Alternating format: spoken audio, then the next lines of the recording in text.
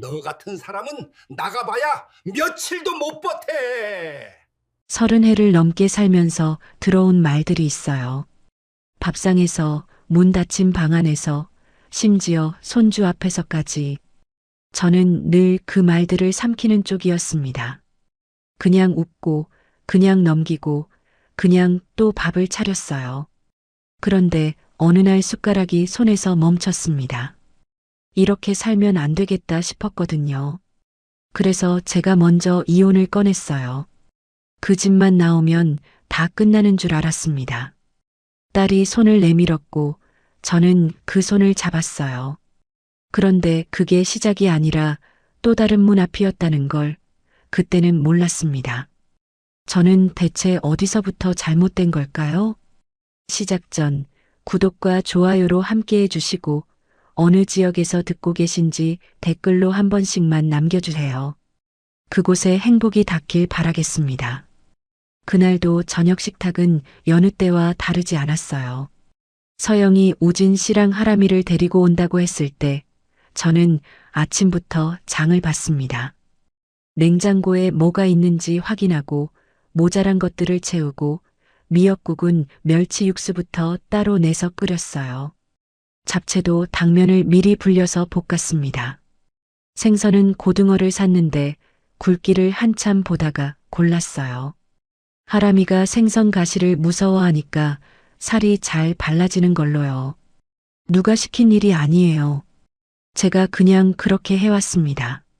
30해가 넘는 동안 그렇게 해왔어요. 딸이 오는 날엔 더 했고 손주가 오는 날엔 또 더 했습니다. 그게 제 방식이었거든요. 말로 표현하는 것보다 밥상으로 표현하는 게 더 익숙한 사람이어서요. 그런데 상을 차리면서도 속으론 오늘은 좀 편안한 저녁이었으면 싶었습니다. 그냥 조용히 밥 먹고 하람이 웃는 거 보고 그렇게 끝났으면 했어요. 하람이가 현관에서 신발을 벗기도 전에 할머니 하고 달려들었습니다. 그 작은 몸이 제 허리에 부딪히는 순간만큼은 진짜 따뜻했어요. 머리 냄새를 맡으면서 잠깐 눈을 감았습니다. 우진 씨는 어머님 수고하셨어요 하고 형식처럼 인사를 했고 서영이는 부엌을 들여다보며 엄마 이렇게까지 안 해도 됐는데 라고 했어요. 저는 아유 별거 아니야 라고 했습니다. 늘 그랬듯이요. 다들 자리에 앉고 밥그릇에 국을 떴습니다. 태식은 맨 끝에 앉았어요. 리모컨을 내려놓고 수저를 들었습니다. 식탁은 별말 없이 돌아가고 있었어요. 우진 씨가 고등어를 한 점 집으며 이거 맛있네요 라고 했고 하람이는 잡채만 골라 먹고 있었습니다.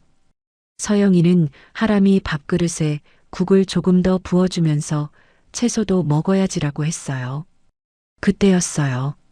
잡채 접시가 식탁 중간쯤에 있었는데 하람이 젓가락이 닿기에 조금 멀어 보였습니다. 저는 자연스럽게 손을 뻗어서 접시를 하람이 쪽으로 조금 밀었어요. 그리고 말했습니다. 이거 하람이 좋아하잖아. 별것도 아닌 말이었어요. 그냥 손주한테 하는 말이었습니다. 태식이 숟가락을 내려놓지도 않고 툭 내뱉었어요. 말기도 못 알아듣는 사람이 꼭 끼어들어서 분위기 망쳐. 식탁이 잠깐 멎었습니다. 서영이 눈이 잠깐 내려갔어요. 밥그릇 쪽으로요. 우진 씨는 괜히 국그릇을 들었습니다. 마시지도 않으면서요. 하람이만 아무것도 모르고 잡채를 집었어요. 그 젓가락 소리만 식탁 위에 남았습니다. 저는 숟가락을 쥔 채로 가만히 있었어요. 예전 같으면 그냥 넘겼을 거예요. 그래요. 이 사람 원래 이런 사람이야. 애들 앞이니까 그냥 넘어가자. 내가 괜히 접시를 밀었나 그냥 가만히 있을걸. 속으로 그렇게 정리하고 다시 국을 떴겠죠. 그게 제 방식이었으니까요. 삼키고 웃고 넘기는 게요. 그런데 그날은 그게 안 됐습니다. 손이 멈췄어요.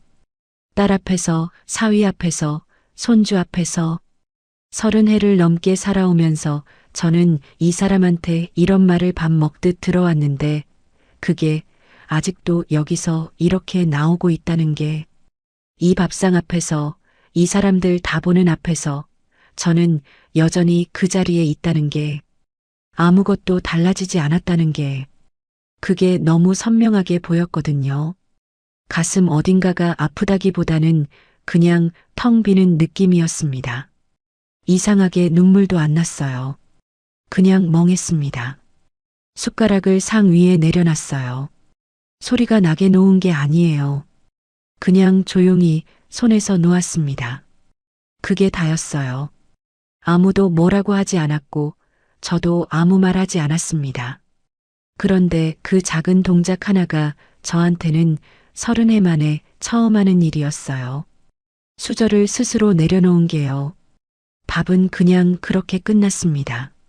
서영이가 억지로 분위기를 살리려고 하람이 학교 얘기를 꺼냈어요. 우진 씨도 맞장구를 쳤습니다. 태식은 텔레비전 얘기를 했어요. 밥상은 다시 돌아가는 것처럼 보였지만 저는 그 자리에서 이미 어딘가 빠져나와 있는 것 같았습니다. 몸은 거기 있었는데 마음이 없었어요. 저녁이 끝나고 서영이 식구들이 돌아갔습니다. 현관이 닫히는 소리가 나고 집안이 다시 둘만 남은 공기로 채워졌어요. 하람이 목소리가 사라지니까 집이 더 좁아지는 것 같았습니다. 저는 아무 말 없이 부엌으로 들어가 설거지를 시작했어요. 물소리 사이로 태식이 소파에 앉는 소리가 들렸습니다. 텔레비전이 켜졌어요.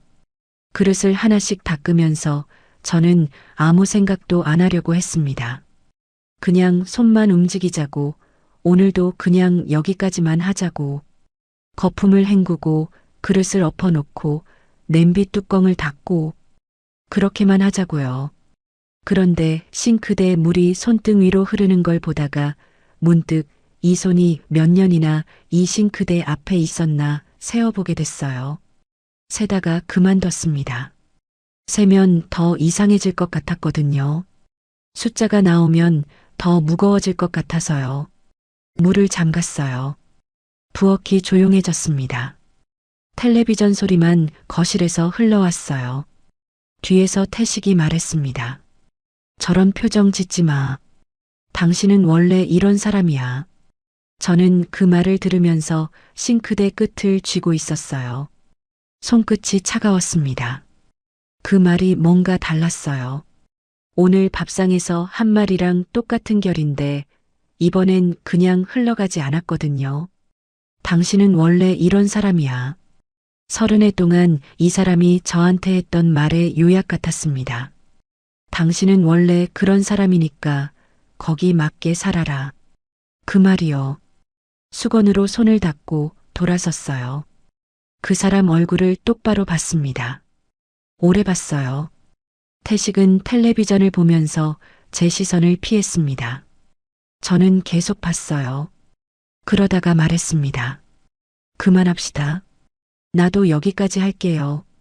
태식은 처음엔 제 말을 못 들은 척했어요. 텔레비전에 눈을 둔 채로요. 그러다 잠깐 뒤에 저를 봤습니다. 뭔가 다시 말하려는 것 같았는데 저는 그 말을 기다리지 않고 방으로 들어갔어요. 그날 밤 저는 오래 누워 있었습니다. 천장을 보면서 제가 방금 한 말이 진짜인지 계속 되물었어요. 무서운 게 아니었습니다. 이상하게 무섭지가 않았거든요. 오히려 이상할 만큼 조용했어요. 머릿속이요. 그냥 한 가지만 생각했습니다. 내일 아침이 되면 이 사람은 또 아무 일도 없었던 것처럼 식탁에 앉겠구나. 숭늉을 달라고 하겠구나. 그게 더 무서웠어요. 아무 일도 없었던 것처럼 되는 게요. 저는 그렇게 되고 싶지 않았습니다. 이번엔요. 며칠이 지났어요. 태식은 그 말을 농담으로 넘기려 했습니다. 당신이 무슨 이혼이야. 나이가 몇인데라는 식으로요. 빈정거리는 말투였어요. 저는 대꾸하지 않았습니다. 이미 가정법원이 어디 있는지 찾아봤거든요. 협의 이혼을 하려면 법원에 먼저 신청을 해야 한다는 것도 알았어요.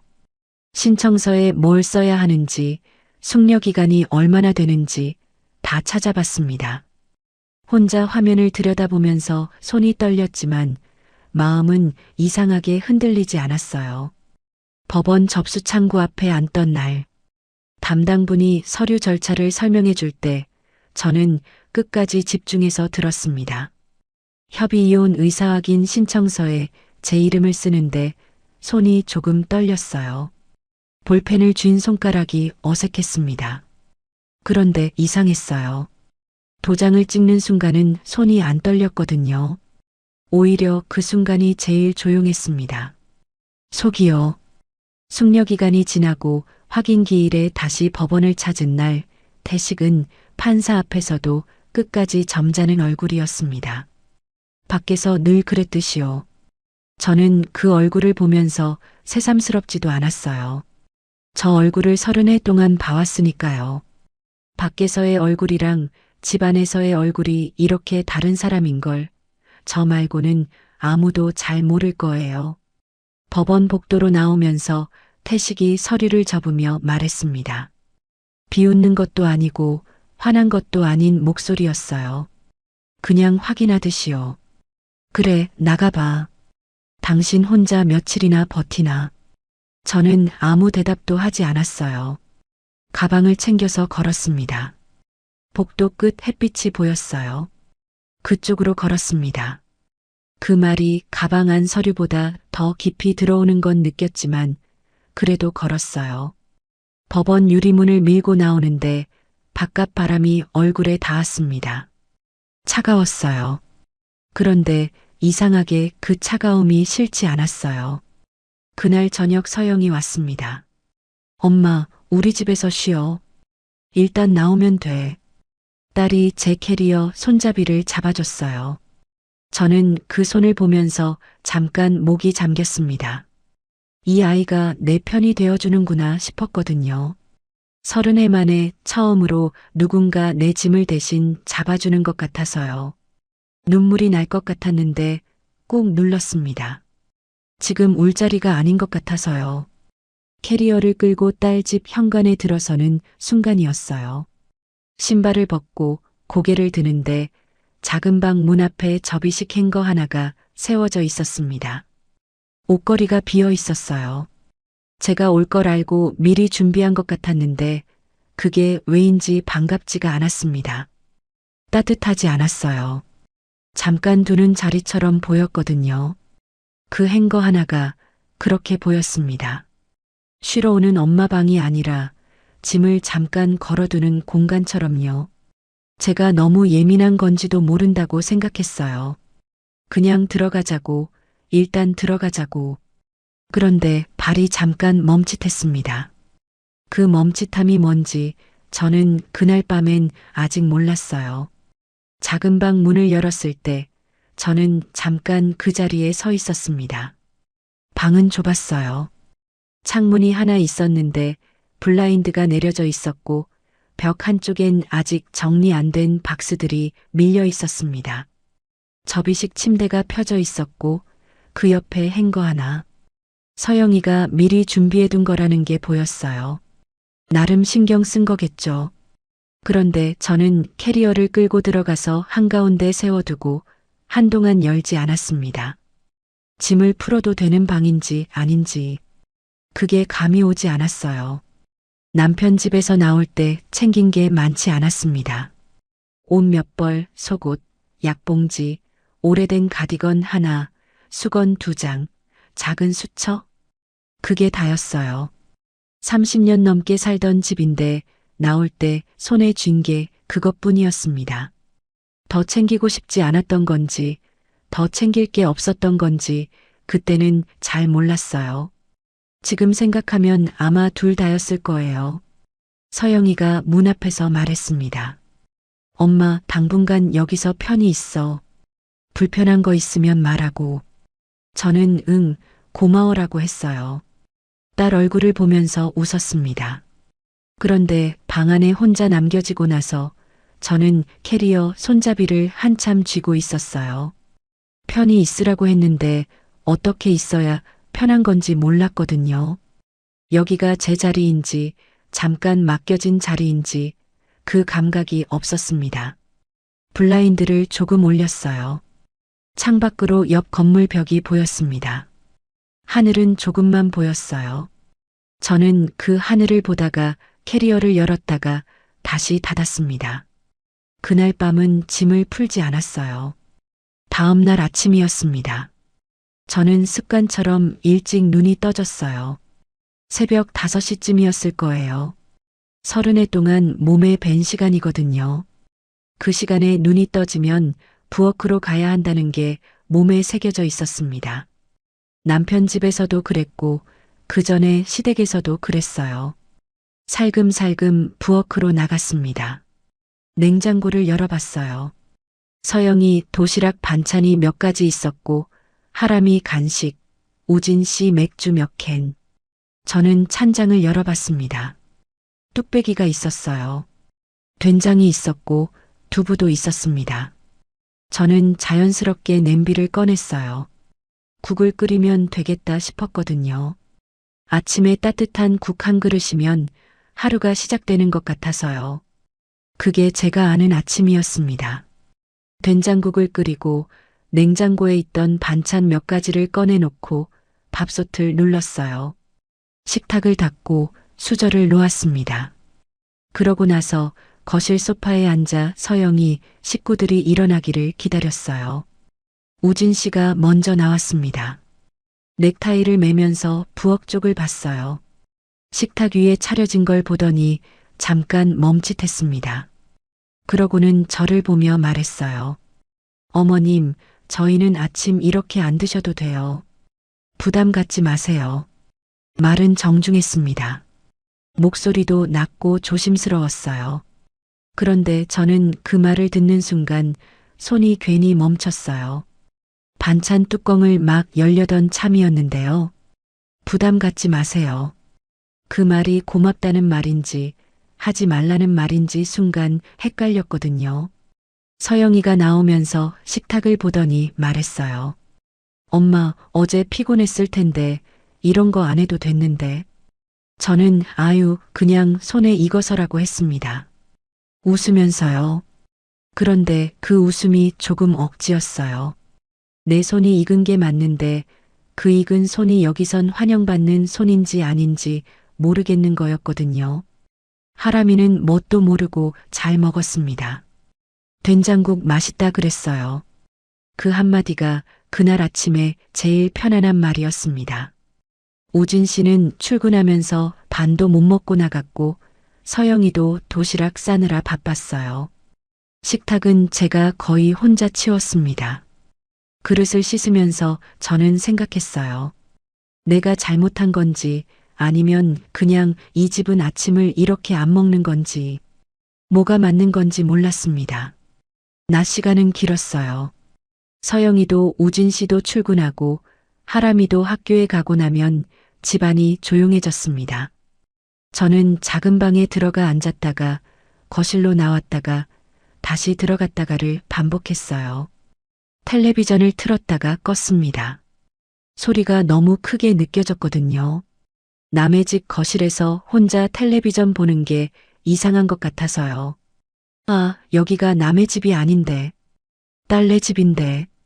그런데 그게 자꾸 남의 집처럼 느껴졌습니다. 냉장고를 열었다가 닫았어요. 뭔가 꺼내 먹으려다가 망설여졌습니다. 여기 있는 게 다 서영이 식구들 거잖아요. 제가 맘대로 꺼내도 되는 건지. 그 망설임이 우습기도 하고 서럽기도 했어요. 딸네 집인데 냉장고 하나 맘대로 못 여는 사람이 된 것 같아서요. 저는 결국 물 한 잔만 마셨습니다. 저녁 무렵이었어요. 하람이 하원을 서영이가 시킨 게 아니었어요. 제가 먼저 나가겠다고 했습니다. 몸이 가만히 있는 게 더 힘들었거든요. 학교 앞에서 하람이를 데려왔고 간식을 꺼내줬어요. 하람이 숙제를 같이 들여다봤습니다. 하람이가 받아쓰기 틀린 걸 다시 써야 한다고 해서 옆에 앉아서 봐줬어요. 그러다 보니 저녁이 됐고 저는 자연스럽게 밥을 지었습니다. 냉장고에 있는 재료로 찌개를 끓이고 계란말이를 했어요. 서영이가 퇴근하고 들어오다가 부엌을 보며 웃었습니다. 엄마가 있으니까 집이 좀 돌아가네. 저는 따라 웃었어요. 그런데 그 말이 오래 남았습니다. 쉬러 온 사람한테 하는 말이 아닌 것 같았거든요. 집이 돌아간다는 게 내가 돌려주고 있다는 말이잖아요. 쉬러 들어온 사람인지 비는 시간을 메우는 사람인지 처음 헷갈렸습니다. 그게 서운하다기보다는 좀 낯설었어요. 딸이 나쁜 마음으로 한 말이 아닌 거 알았으니까요. 그냥 솔직하게 나온 말이었을 거예요. 그런데 그 솔직함이 저를 어떤 자리에 놓는지 딸은 몰랐을 거예요. 식사를 마치고 설거지를 하는데 서영이가 옆에 와서 행주를 들었습니다. 엄마, 내가 할게. 아유, 괜찮아. 이거 얼마 안 돼. 엄마 힘들잖아. 안 힘들어. 그렇게 했어요. 결국 제가 다 했습니다. 서영이는 하람이 씻기러 들어갔고요. 저는 설거지를 마치고 행주를 걸면서 이게 내가 이 집에서 편하게 있는 건가 싶었습니다. 손이 움직이는 건 편한 거예요. 그런데 이 손이 쉬어야 하는 손인지 계속 움직여야 하는 손인지 모르겠는 거였어요. 그날 밤 욕실에서 양치를 하려는데 제 칫솔이 없었습니다. 아, 아침에 꽂아뒀는데 싶어서 선반을 봤어요. 서영이 칫솔, 우진 씨 칫솔, 하람이 칫솔은 제자리에 있었는데 제 칫솔만 아래쪽 플라스틱 컵으로 옮겨져 있었습니다. 선반 자리가 없어서 그랬을 수도 있어요. 하람이 칫솔 바꾸면서 같이 정리하다 그렇게 됐을 수도 있고요. 그런데 저는 그 플라스틱 컵에 꽂힌 칫솔을 한참 봤습니다. 별것도 아닌 일이에요. 칫솔 하나 자리 옮겨진 게 뭐가 대수냐고 할 수 있죠. 그런데 이상하게 그게 자꾸 눈에 들어왔어요. 선반 위에 나란히 있는 칫솔들 사이에 제 자리는 없고 아래쪽 플라스틱 컵 안에 따로 있는 칫솔. 그게 꼭 이 집에서 제 자리 같았거든요. 선반 위는 아니고 아래쪽 어딘가에 따로 있는 자리요. 제가 너무 예민한 걸 수도 있다고 생각했습니다. 그냥 칫솔인데, 그냥 컵인데, 그렇게 생각하려고 했어요. 그런데 작은 방으로 돌아와서 접이식 침대에 누웠을 때 천장이 낮게 느껴졌습니다. 벽 쪽으로 밀린 박스들이 보였어요. 아직 열지 않은 제 캐리어가 방 한가운데 그대로 있었습니다. 저는 그날도 짐을 풀지 않았어요. 왜 그랬냐고요? 짐을 풀면 여기 눌러앉는 것 같아서요. 눌러앉아도 되는 자리인지 아직 모르겠어서요. 그 판단을 아직 못하겠어서 저는 캐리어를 그냥 닫아두었습니다. 이 집에서 제 자리가 어딘지 아직 몰랐거든요. 하루만 부탁한다던 말이었어요. 하람이 하원이요. 서영이가 회의가 길어질 것 같다며 문자를 보내왔습니다. 딱 오늘 하루만 학교 앞에서 데려다가 간식만 챙겨주면 된다고요. 저는 당연하지 하고 나갔어요. 손주 보는 게 싫지 않았거든요. 하람이가 할머니 하고 달려오는 거 그게 그때 제일 반가운 순간이었으니까요. 그런데 그 하루가 이틀이 됐습니다. 이틀이 사흘이 됐어요. 사흘이 지나고 나서는 따로 부탁한다는 말도 없었습니다. 그냥 제가 나가는 게 됐어요. 서영이가 바쁘다는 걸 알고 우진 씨도 퇴근이 늦는다는 걸 알고 그러면 제가 나가야지 싶어서요. 누가 시킨 게 아니에요. 그런데 하지 않으면 그 집 하루가 비는 구조가 됐습니다. 어느 순간부터 그렇게 돼 있었어요. 학교 앞에 서 있으면 다른 할머니들도 많이 나와 계셨어요. 손주 기다리면서 335 얘기를 나누시더라고요. 저는 그 사이에 서서 하람이 나오는 교문을 바라봤습니다. 하람이가 나오면 가방을 받아들고 손을 잡고 근처 분식집에서 떡볶이를 사줬어요. 하람이가 좋아하거든요. 그 시간만큼은 좋았습니다. 진짜로요. 그런데 집에 돌아오면 또 손이 움직였어요. 간식 그릇을 치우고 하람이 숙제를 봐주고 세탁기가 다 돌아가면 빨래를 꺼내서 널고 저녁 준비를 했습니다. 누가 해달라고 한 게 아니에요. 몸이 먼저 움직였어요. 30해 동안 몸에 새겨진 거라 그게 그냥 나왔습니다. 가만히 있으면 오히려 더 어색했거든요. 그런데 어느 날부터인가 이게 내가 쉬러 온 건지 일하러 온 건지 헷갈리기 시작했습니다. 냉장고를 열면서 그걸 처음 느꼈어요. 서영이네 냉장고는 정돈이 잘 돼 있었습니다. 서영이 도시락 반찬은 안쪽 칸에 가지런했고 우진 씨 맥주는 아래 서랍에 줄 맞춰 있었어요. 하람이 간식은 눈높이 칸에 딱 나오게 놓여 있었습니다. 다들 자기 자리가 있었어요. 그런데 제가 가져온 김치통은 문 쪽 아래 칸에 밀려 있었습니다. 처음엔 자리가 없어서 거기 뒀겠지 했어요. 그런데 며칠이 지나도 그 자리였어요. 누가 치운 것도 아니고 그냥 거기 있었습니다.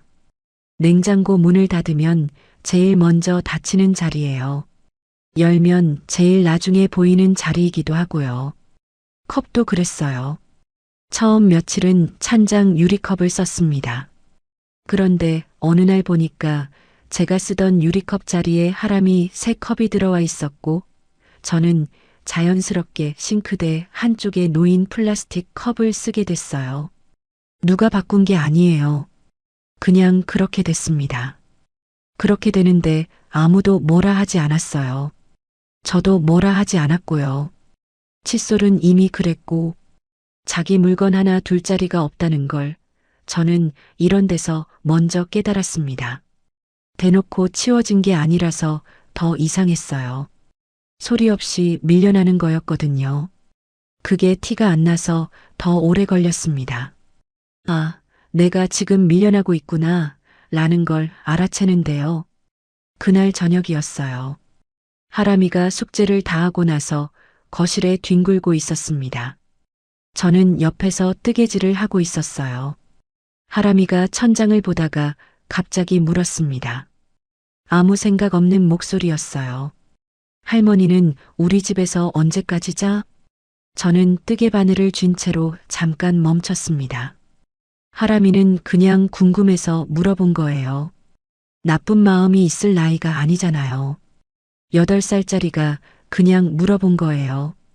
그런데 그 말이 어른들 말보다 더 깊이 들어왔습니다. 어른들은 돌려서 말하거나 아예 말을 안 하는데 하람이는 그냥 바로 물어봤거든요. 할머니는 언제까지 자? 그 말이요. 저는 웃으면서 말했습니다. 조금만. 하람이는 응하고는 다시 천장을 봤어요. 그게 끝이었습니다. 하람이한테는 그냥 지나간 대화였을 거예요. 그런데 저는 방으로 들어와서 캐리어 손잡이를 한참 만지고 있었습니다. 아직 짐을 다 풀지 않은 이유를 이제는 자신도 알 것 같았거든요. 짐을 풀면 눌러앉는 것 같아서가 아니었어요. 눌러앉아도 되는 자리인지 모르겠어서가 아니었습니다. 짐을 풀기엔 이 방이 아직 제 방이 아닌 것 같아서였어요. 짐을 풀어봐야 자리가 생기는 게 아닌 것 같아서요. 자리가 있어야 짐을 푸는 건데 저는 아직 자리가 없었습니다. 남편 집에서는요. 30해 넘게 살았어도 늘 제 자리는 부엌이었어요. 밥상 앞, 싱크대 앞, 그게 제 자리였습니다. 그 집에서 거실 소파에 먼저 앉아본 적이 없어요. 텔레비전 채널을 제가 먼저 돌려본 적도 없고요. 그 집에서 저는 늘 뭔가를 하는 사람이었지, 있는 사람이 아니었습니다. 그런데 딸 집에서도 그렇게 되고 있었어요. 밥을 짓고 하람이를 데려오고 빨래를 널고 설거지를 했습니다. 몸이 바쁘면 생각이 덜하거든요. 그게 편해서 움직인 면도 있었어요. 그런데 저녁에 혼자 작은 방에 들어오면 허리가 아팠습니다. 무릎도 뻐근했어요. 쉬러 온 사람 몸이 아니었어요. 그러던 날 새벽이었습니다. 물을 마시러 나왔어요. 불을 켜지 않고 냉장고 문을 열었는데 차가운 빛이 거실로 새어나왔습니다. 물병을 꺼내서 컵에 따르는데 거실 쪽에서 우진 씨 목소리가 들렸어요. 작은 소리였지만 새벽이라 선명하게 들렸습니다. 서영이 방 쪽에서 나오는 소리였어요. 저는 그 자리에서 멈췄습니다. 사위가 말했어요. 장기적으로는 안 되지. 고시원이라도 알아봐야 하는 거 아니야? 물컵을 든 손이 그대로 멈췄습니다. 심장이 한 박자 늦게 뛰는 것 같았어요. 귀가 잘못 들은 건가 싶었습니다. 그런데 아니었어요. 분명하게 들렸거든요. 고시원이라도 알아봐야 하는 거 아니야. 그 말이요. 서영이 대답은 들리지 않았어요. 아니면 너무 작아서 못 들었거나요. 저는 물을 마시지 않았습니다. 컵을 싱크대에 내려놓고 작은 방으로 돌아왔어요. 불도 켜지 않고 접이식 침대에 앉았습니다. 어둠 속에서 무릎 위에 손을 올려놓고 가만히 있었어요. 고시원. 그 단어가 자꾸 머릿속에서 돌았습니다. 우진 씨가 나쁜 사람이라서 한 말이 아닌 거 알아요. 솔직히 틀린 말도 아니고요. 이 집이 좁은 건 맞고 제가 오래 있는 게 부담인 것도 맞습니다. 우진 씨 입장에서는 당연히 할 수 있는 말이에요. 그런데 그걸 알면서도 그 단어가 박혔어요. 고시원. 그게 저한테 남은 자리라는 말처럼 들렸거든요. 남편이 법원 복도에서 했던 말이 다시 떠올랐습니다. 당신 혼자 며칠이나 버티나. 그때는 그 말이 틀렸다고 생각했어요. 내가 해낼 수 있다고 생각했습니다. 그런데 지금 이 새벽 딸 집 작은 방 어둠 속에 혼자 앉아서 그 말이 맞는 것처럼 느껴졌습니다. 아직 며칠밖에 안 됐는데 벌써 이러고 있는 게요. 목이 잠겼어요.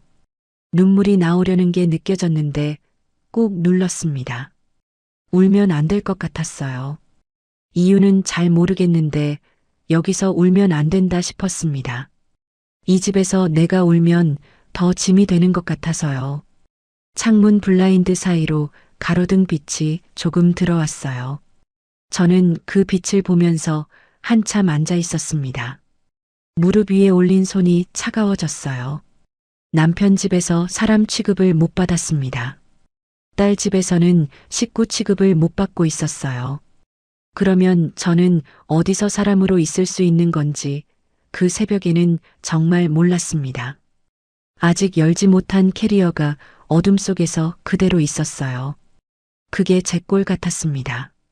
열리지도 못하고 닫힌 채로 그냥 거기 있는 것 같아서요. 그날 새벽 들은 말을 저는 아무한테도 하지 않았어요. 다음 날 아침이 됐습니다. 서영이가 일어나서 부엌으로 나왔어요. 저는 이미 밥을 지어놓고 국을 데우고 있었습니다. 서영이는 잠이 덜 깬 얼굴로 엄마 일찍 일어났네라고 했어요.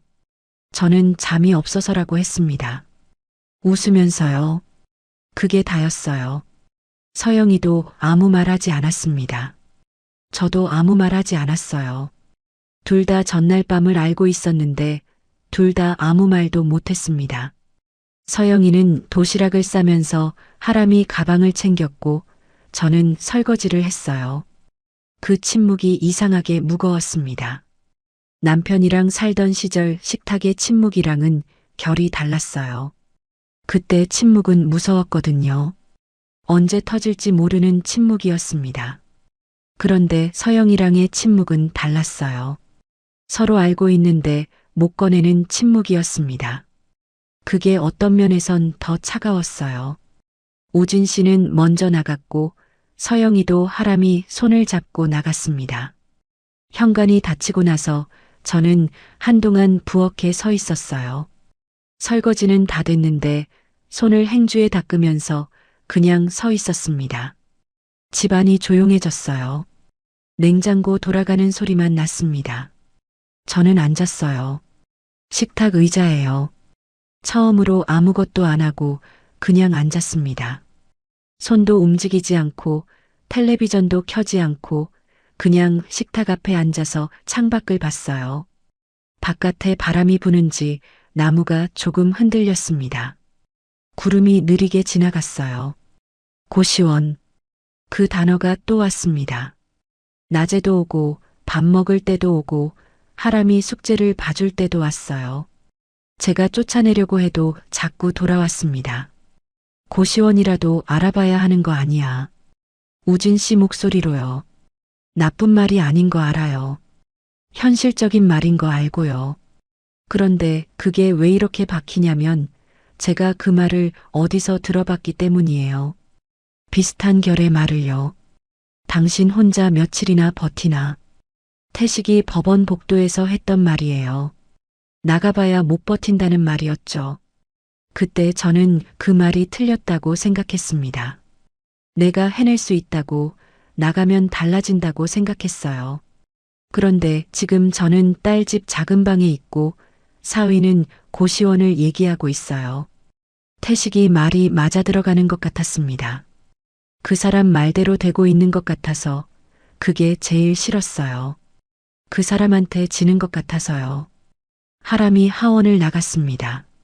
학교 앞에서 하람이를 기다리는데 옆에 계신 할머니가 말을 걸었어요. 어디 사냐고, 손주가 몇 학년이냐고. 저는 웃으면서 대답했습니다. 딸네 집에 잠깐 있다고 했어요. 그 할머니는 좋겠다. 딸이랑 같이 살면 든든하지라고 했습니다. 저는 그렇죠라고 했어요. 더 말하지 않았습니다. 하람이가 나왔어요. 달려오면서 할머니 했습니다. 저는 가방을 받아들고 손을 잡았어요. 하람이 손이 따뜻했습니다. 작고 따뜻한 손이요. 저는 그 손을 잡고 걸으면서 속으로 생각했어요. 이 손만큼은 진짜구나.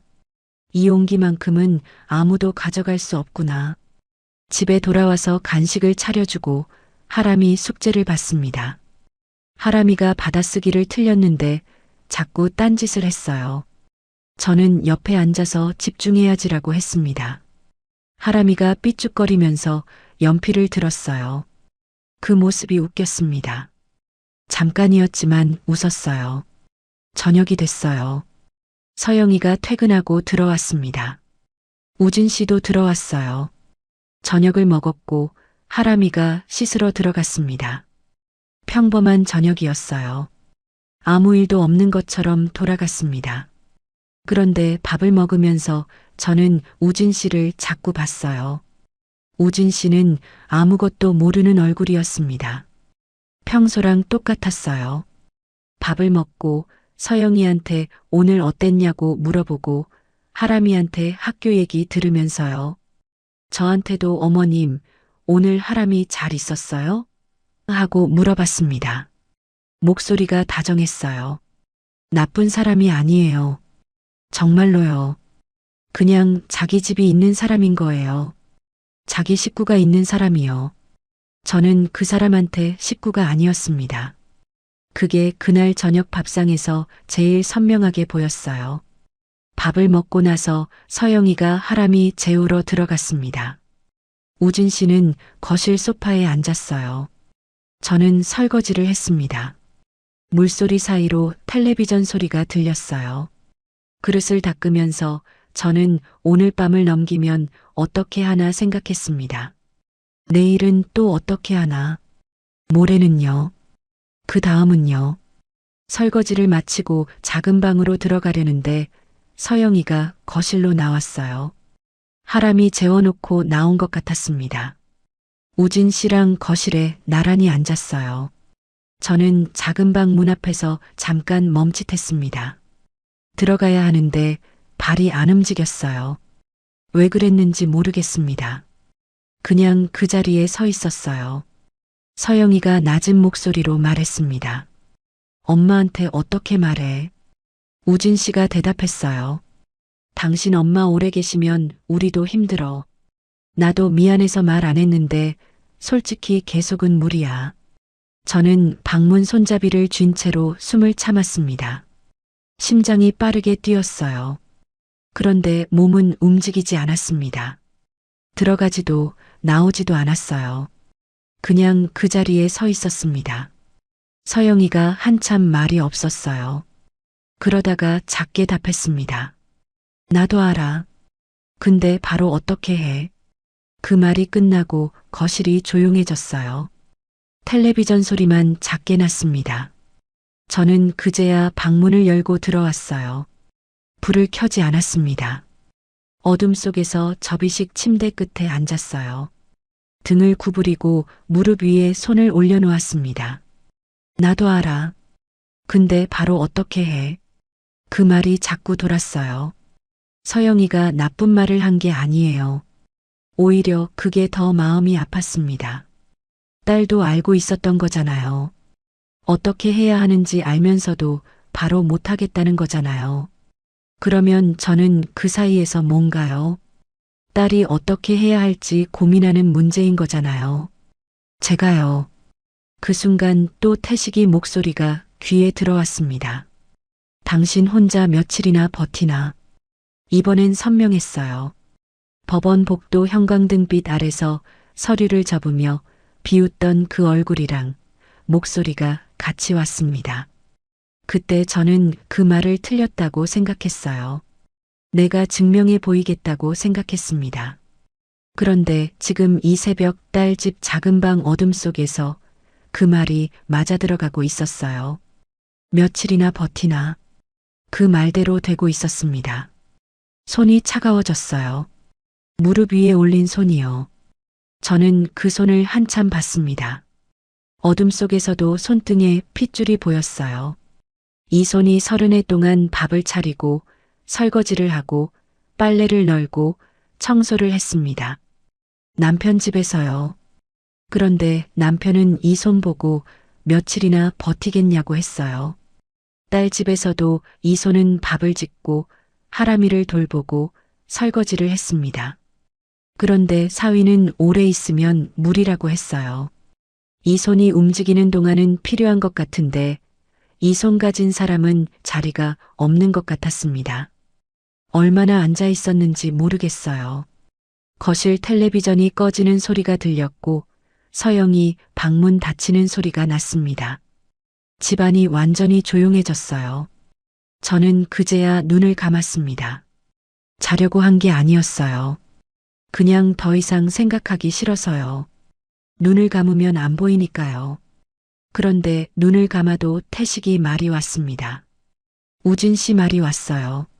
서영이 말이 왔습니다. 나도 알아. 근데 바로 어떻게 해?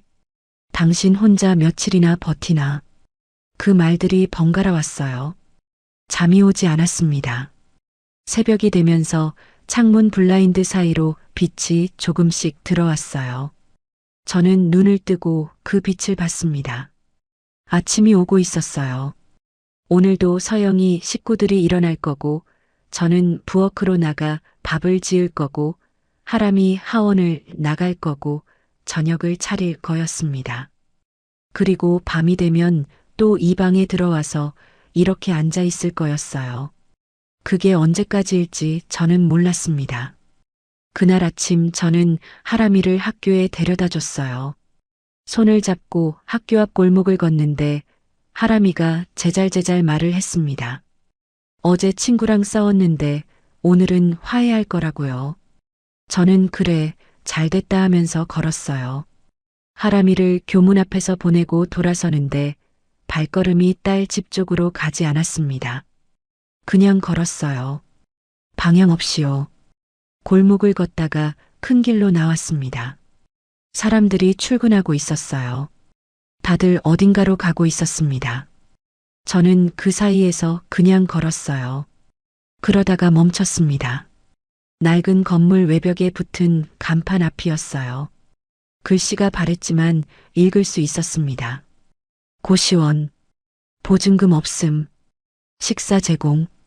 저는 그 간판을 봤어요. 처음엔 눈을 피했습니다. 지나가려고 했어요.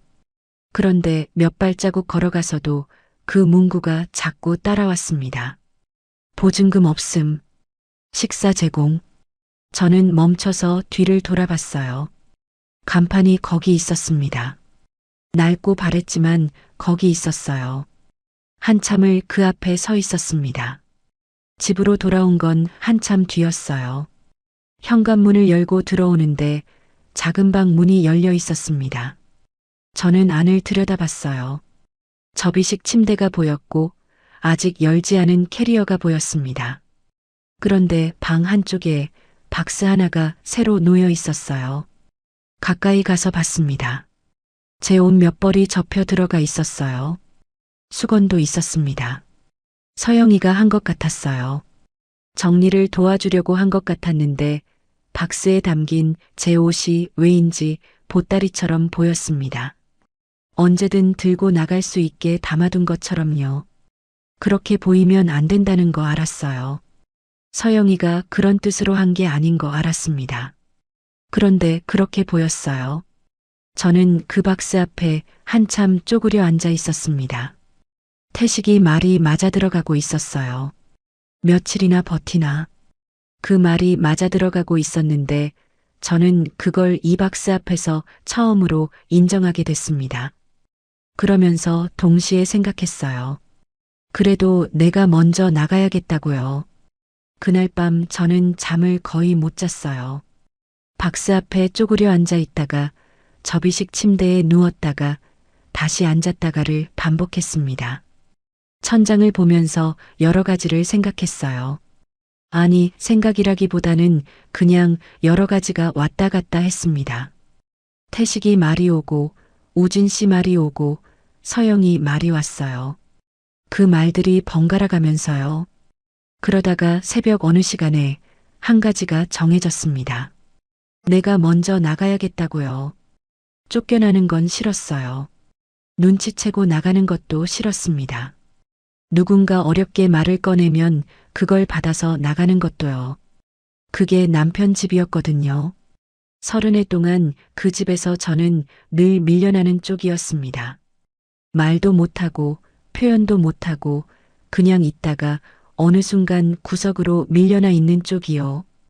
딸 집에서 그걸 또 하고 싶지 않았어요. 이번엔 제가 먼저 움직이고 싶었습니다. 아침이 됐어요.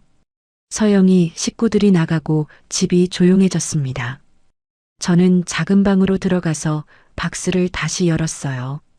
서영이가 접어넣은 옷들이 있었습니다.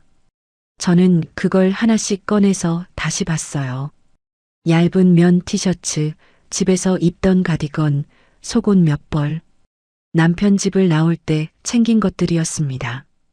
그러다가 캐리어를 열었어요. 처음으로 제대로 열었습니다. 지퍼를 다 열고 안을 들여다봤어요. 약봉지가 제일 위에 있었습니다. 혈압약이랑 무릎약이요. 그 아래 수건 2장, 오래된 가디건 하나, 작은 수첩. 그게 다였어요. 저는 그걸 보면서 생각했습니다. 나는 왜 늘 누군가 집에서 짐부터 줄어드는 사람일까? 남편 집에서 나올 때도 챙긴 게 많지 않았어요. 30년 넘게 살던 집인데 손에 쥔 게 그것뿐이었습니다. 딸 집에 들어와서는 더 줄었어요. 캐리어 안에 있던 것들 중 몇 가지가 박스로 옮겨졌고 박스 안에서 또 자리를 잃어가고 있었습니다. 짐이 줄어드는 게 아니라 자리가 줄어드는 거였어요. 있을 자리가요. 옷을 접다가 잠깐 멈췄습니다. 손이 멈춘 게 아니라 생각이 멈췄어요.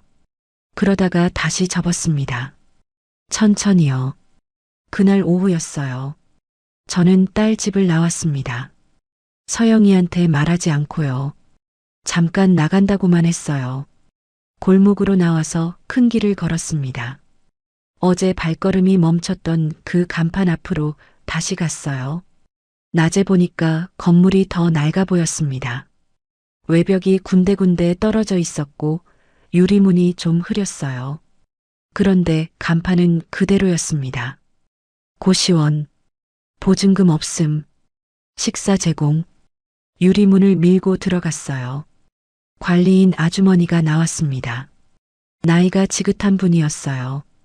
저를 위아래로 보더니 방 보러 오셨어요? 했습니다. 저는 네라고 했어요. 목소리가 생각보다 떨리지 않았습니다. 방을 봤어요. 복도가 좁았습니다. 양쪽으로 방문들이 있었어요. 관리인 아주머니가 맨 끝 방문을 열었습니다. 저는 안을 들여다봤어요. 손바닥만 한 창문이 하나 있었습니다. 벽에 붙은 침대 하나, 그 옆에 작은 선반 하나, 옷을 걸 수 있는 몸 몇 개. 그게 전부였어요. 방이라기보다 칸이라고 해야 맞을 것 같았습니다. 두 팔을 벌리면 양쪽 벽에 닿을 것 같았어요. 관리인 아주머니가 밥 시간을 알려줬습니다. 아침 7시, 저녁 6시. 공동주방은 복도 끝에 있다고 했어요. 세탁기는 지하에 있고 이용 시간이 정해져 있다고도 했습니다. 저는 끝까지 들었어요. 복도로 나오는데 된장국 냄새가 났습니다. 어디선가 라면 냄새도 섞여 왔어요. 낡은 건물 냄새랑 밥 냄새랑 섞인 그 냄새가 딱히 좋다고는 할 수 없었어요. 그런데 이상했습니다. 분명 더 아래로 내려가는 것 같은데 이상하게 그 방에서 덜 초라했어요. 딸집 작은 방에 있을 때보다 오히려요. 왜 그랬냐면 여기선 아무도 언제까지 있을 거냐고 묻지 않을 것 같았거든요. 눈치 볼 사람이 없었습니다. 내가 몇 시에 일어나든 뭘 먹든 불을 언제 끄든 아무도 신경 쓰지 않을 것 같았어요. 그게 서러운 게 아니었습니다. 이상하게 그게 편했어요. 유리문을 밀고 나오면서 저는 결정했습니다. 여기로 오겠다고요. 집으로 돌아왔어요. 저녁이 됐고 서영이가 퇴근했습니다. 밥을 먹었어요. 하람이가 제잘됐고 우진 씨가 웃었습니다. 평범한 저녁이었어요. 저는 그 평범한 저녁 내내 결정을 품고 있었습니다. 아무한테도 말하지 않고요. 하람이가 자러 들어가고 우진 씨가 씻으러 들어갔습니다. 서영이랑 둘이 거실에 남았어요. 서영이가 텔레비전을 보는 척하면서 자꾸 저를 봤습니다. 뭔가 말하려는 게 보였어요. 입을 열었다 닫았다 했습니다. 저는 그걸 다 봤어요. 서영이가 어렵게 입을 떼려는 순간 제가 먼저 말했습니다. 내가 말하기 전에 내가 나갈게. 서영이가 멈췄어요. 텔레비전 소리만 났습니다. 엄마, 그런 뜻은 아니었어. 울먹이는 목소리였어요. 눈이 빨개졌습니다. 저는 그 얼굴을 봤어요. 딸이 우는 걸 보면 늘 같이 무너지는 게 저였는데 그날은 이상하게 단단했습니다. 알아. 짧게 말했어요. 그래서 더 먼저 나가려고. 서영이가 손으로 입을 막았습니다. 눈물이 나오는 걸 막으려는 것 같았어요. 저는 계속 봤습니다. 딸 얼굴을요. 엄마, 미안해. 나 엄마한테 이러면 안 되는데. 저는 고개를 저었어요. 내가 잘못한 거 없어. 내 집이잖아. 그 말이 서영이한테 더 아팠던 것 같았습니다. 더 울었어요. 저는 일어섰습니다. 작은 방으로 들어갔어요. 짐을 쌌습니다. 이번엔 캐리어를 제대로 열었어요. 박스에 담겨있던 옷들을 꺼내서 개서 넣었습니다. 약봉지, 수건, 수첩, 가디건 하나씩 챙겼어요. 많지 않았습니다. 그래도 하나씩 넣으면서 저는 이게 제 것이라는 걸 확인했어요. 이 작은 것들이 제 것이라는 걸요. 서영이가 문 앞에 서 있었습니다. 엄마, 지금 당장 안 나가도 돼. 조금만 더 있어. 저는 캐리어 지퍼를 닫으면서 말했어요. 조금만이 언제까지인지 나도 모르고 너도 모르잖아. 서영이가 아무 말도 못했습니다. 짐을 다 쌌어요. 그런데 그 순간이었습니다. 서영이 눈물 때문인지 제가 챙긴 짐이 너무 없어서인지 모르겠는데 갑자기 집안이 흔들리는 것 같았어요. 흔들린다기보다는 현실이 된 것 같았습니다. 아, 내가 지금 정말 나가는 거구나. 딸 집에서요. 이 작은 방에서요. 숨을 한번 들이쉬었어요. 천천히요. 그러고는 캐리어 손잡이를 잡았습니다. 다음 날 아침이었어요. 서영이는 출근하지 않을 것 같았는데 저는 먼저 일어나서 하람이 아침을 차렸습니다. 하람이 등교 준비를 도왔어요. 하람이는 아무것도 몰랐습니다. 할머니가 오늘 나간다는 걸요. 저는 교문 앞에서 하람이를 보내면서 손을 흔들었어요. 하람이가 뒤도 안 돌아보고 뛰어들어갔습니다. 저는 그 뒷모습을 한참 봤어요. 저 작은 등이 교문 안으로 사라지는 걸요. 목이 잠겼습니다. 눈물이 나올 것 같았는데 꾹 눌렀어요. 여기서 울면 못 걷겠다 싶어서요. 돌아서서 걸었어요. 고시원 방을 계약했습니다. 관리인 아주머니가 서류를 내밀었고 저는 서명했어요. 손이 떨렸습니다. 법원에서 이혼 서류에 도장 찍을 때랑 다른 떨림이었어요. 그때는 끝내는 떨림이었다면 이번엔 시작하는 떨림이었습니다. 방에 짐을 들였어요. 캐리어를 침대 옆에 세워두고 잠깐 서 있었습니다. 방이 좁았어요. 창문이 작았고 빛이 조금밖에 안 들어왔습니다. 벽이 가까웠어요. 그런데 이상하게 숨이 쉬어졌습니다. 딸집 작은 방에서보다요. 그 넓은 방에서보다 이 좁은 칸에서 숨이 더 쉬어졌어요. 이유가 뭔지 잠깐 생각했습니다. 그러다 알았어요. 여기선 제가 짐이 아니었거든요. 그날 밤이었습니다. 복도에서 누군가 기침하는 소리가 들렸어요. 벽 하나 사이로요. 옆방 사람인지 아랫방 사람인지 몰랐습니다. 이름도 모르고 얼굴도 몰랐어요. 그냥 기침 소리만 들렸습니다. 그런데 저는 그 소리를 들으면서 오히려 딸 집보다 깊게 숨을 쉬었어요. 눈치 보지 않아도 됐거든요.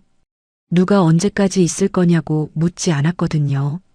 제가 불을 언제 끄든 아무도 신경 쓰지 않았어요. 작은 선반 위에 약봉지를 올려놓고 수건을 침대 끝에 걸었습니다. 캐리어에서 수첩을 꺼내 베개 옆에 놓았어요. 그게 다였습니다.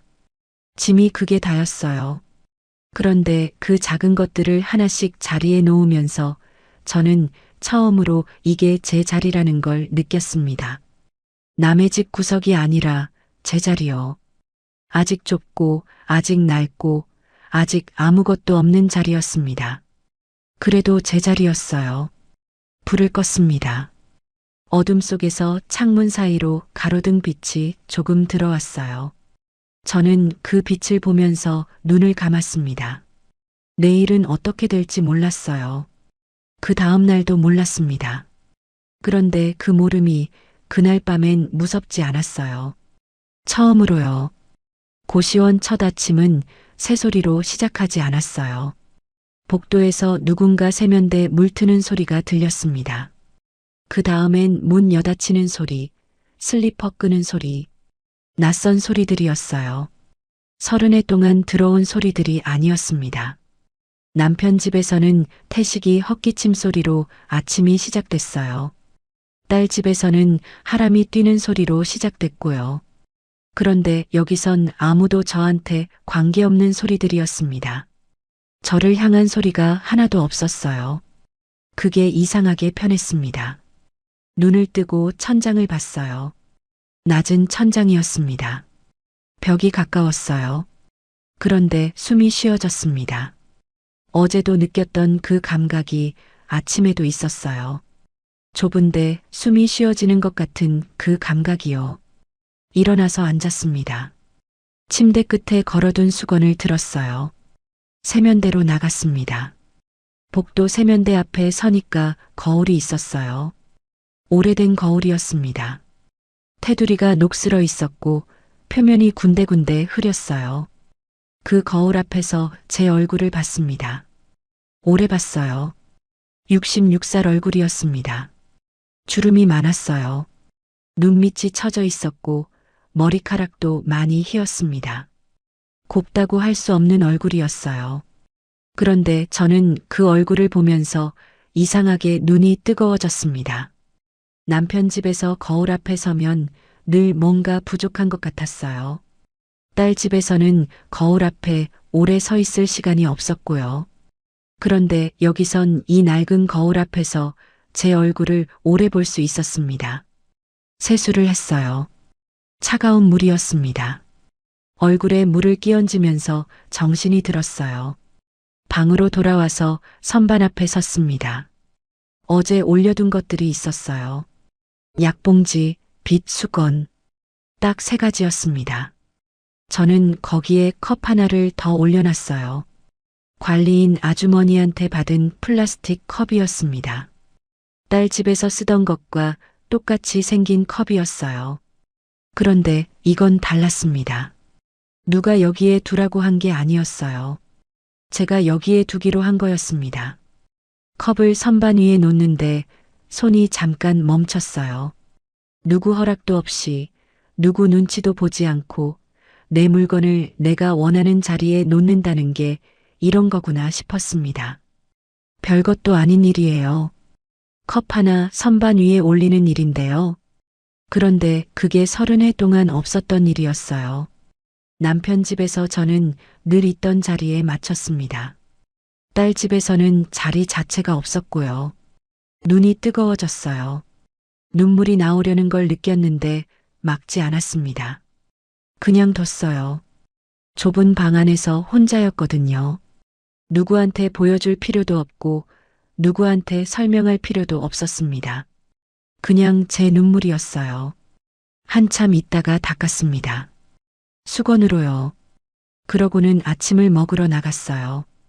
공동식당은 복도 끝 작은 공간이었습니다. 밥솥이 하나 있었고 반찬이 2가지 나와 있었어요. 김치, 계란장 조림. 수수했습니다. 화려하지 않았어요. 그런데 저는 밥을 푸면서 이상하게 손이 편했습니다. 내가 하지 않아도 되는 밥이었거든요. 누군가 해놓은 밥을 그냥 퍼서 먹으면 됐어요. 옆에 아저씨 한 분이 앉아 계셨어요. 나이가 저보다 많아 보였습니다. 말없이 드시고 있었어요. 저도 말없이 먹었습니다. 그게 이상하지 않았어요. 어색하지도 않았고요. 그냥 각자 밥을 먹는 자리였습니다. 누구도 누구한테 잘 보일 필요가 없는 자리요. 밥을 다 먹고 그릇을 씻었어요.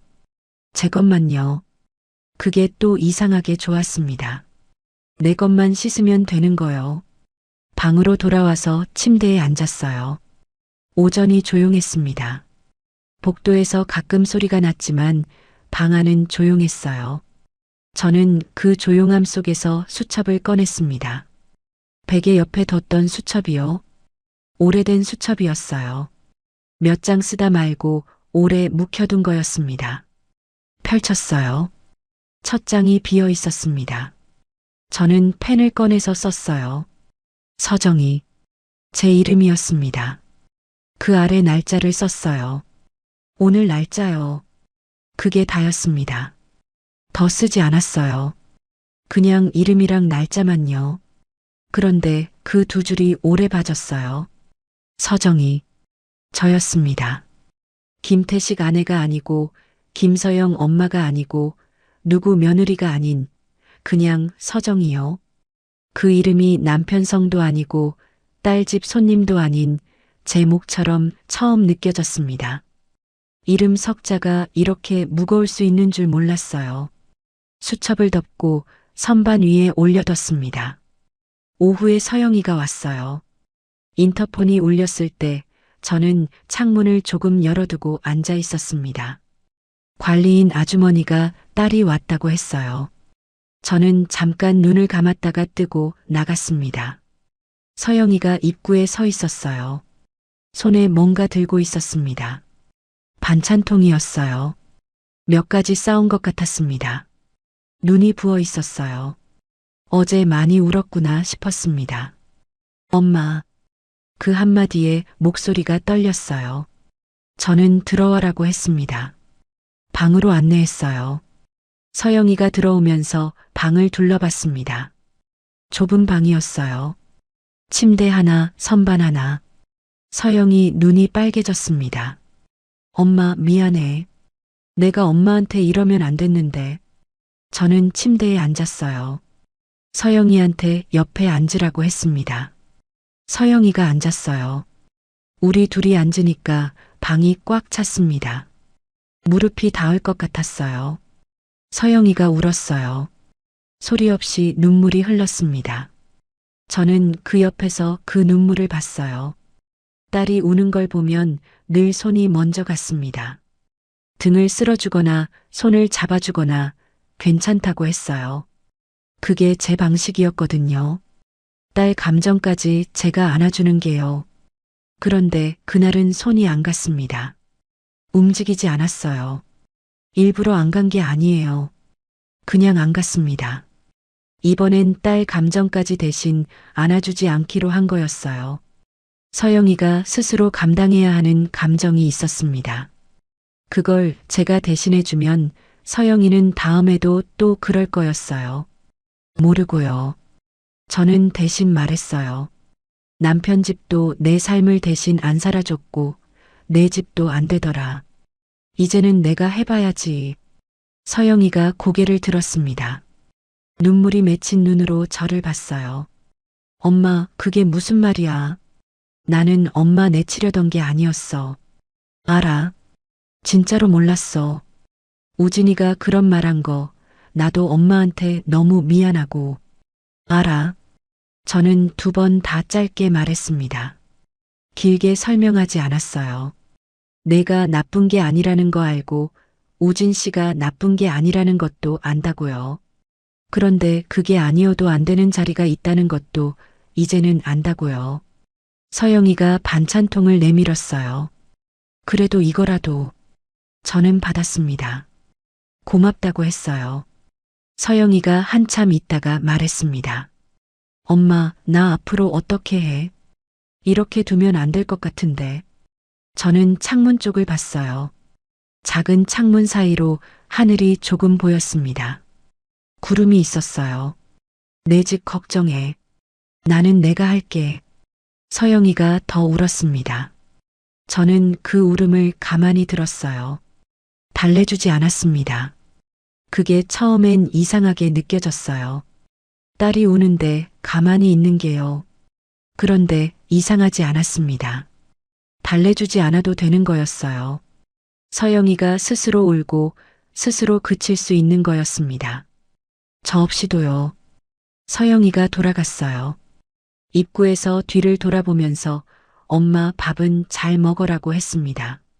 저는 응라고 했어요.